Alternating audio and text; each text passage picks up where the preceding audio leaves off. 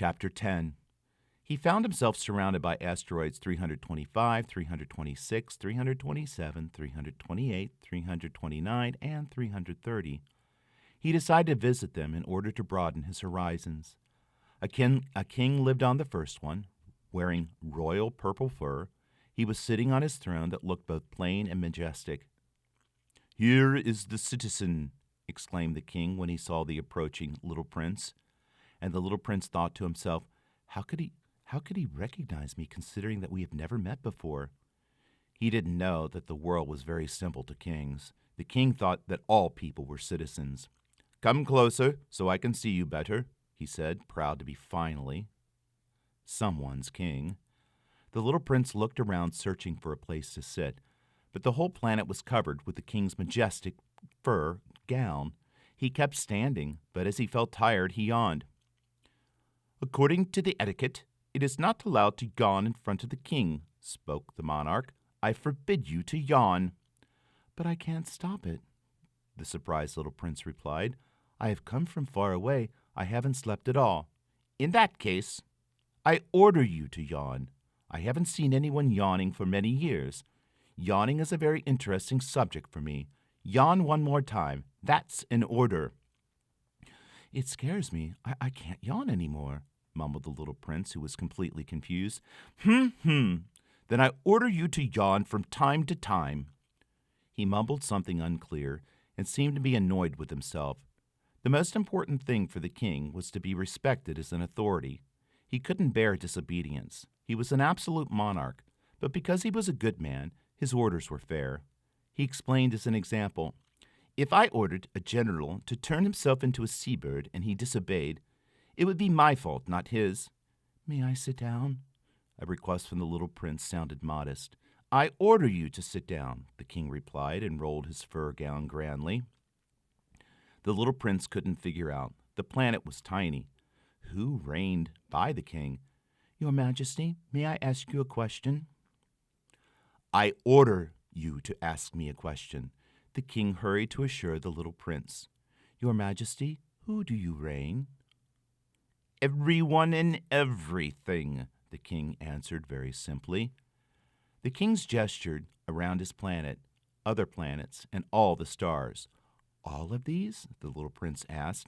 "All of these," confirmed the king. His authority was not only absolute, but total as well.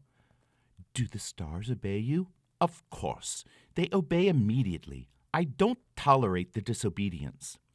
This power astonished the prince. If he had such an unshakable authority, he could enjoy the sunset not only 44 times per day, but 72 or even 200 times without moving his chair. As he got sad when he remembered the planet he had left, he found the courage to ask the king for a favor.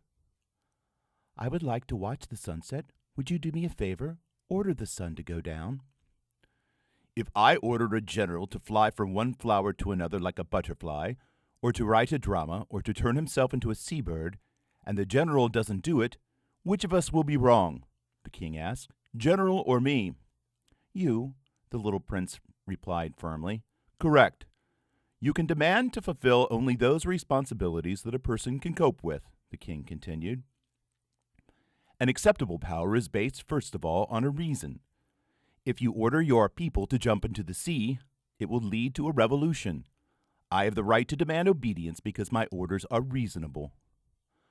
"What about my sunset?" the little prince reminded him, because he had never left a question he asked. "You will have your sunset. I will give an order, but taking into account my ability to govern wisely, I can assure that you will need to wait for more favorable conditions."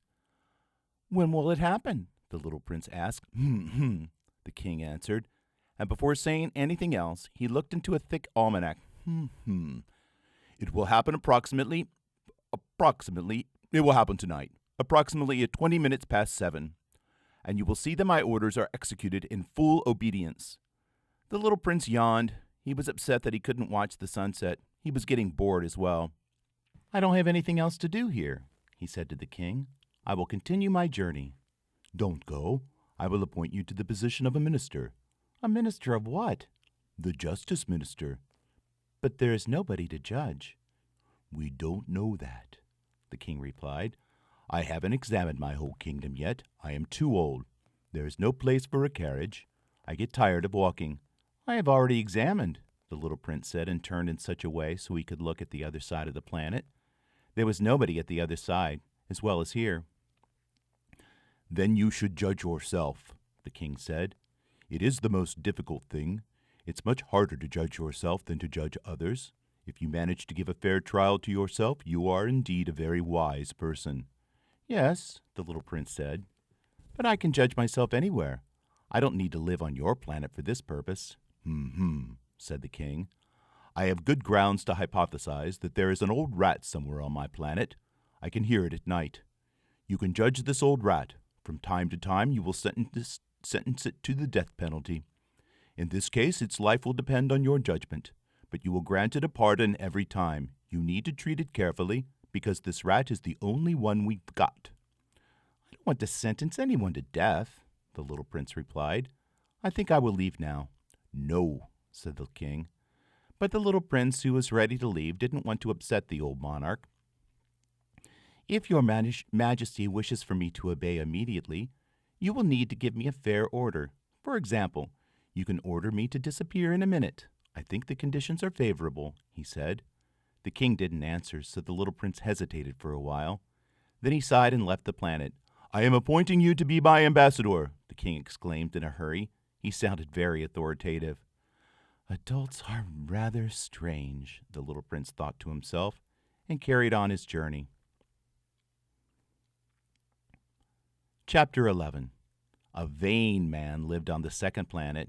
An admirer is going to visit me soon, he exclaimed when he saw the little prince from a distance. The vain person thought that everyone was an admirer. Good morning, said the little prince. What a strange hat you are wearing. I need to take this hat to make a bow. You should lift it when you bow to people who applaud you vigorously. Unfortunately, nobody comes here. Really? The little prince said. He didn't understand what the vain man was talking about. Clap one hand against another, the vain man guided him. The little man clapped his hands. The vain man lifted his hat and bowed modestly. It's much funnier than the visit to the king, the little prince thought to himself. And he started clapping again, one hand against another. Again, the vain man lifted his hat in appreciation. After 5 minutes, the little prince was bored with this repetitious entertainment. What should I do? So you will put the hat down, he asked. But the vain man didn't hear him. Vain people never notice anything except compliments. Do you really admire me? The vain man inquired the little prince closely. What does admire mean? It means that you find me to be the most handsome, smartest, wealthiest, and most intelligent person on this planet. But you are the only one on this planet. Do me a favor, don't admire me less because of this. I admire you, the little prince said, slightly shrugging his shoulders. But what is the point? The prince left. Adults are indeed very strange, he thought to himself, and continued his traveling.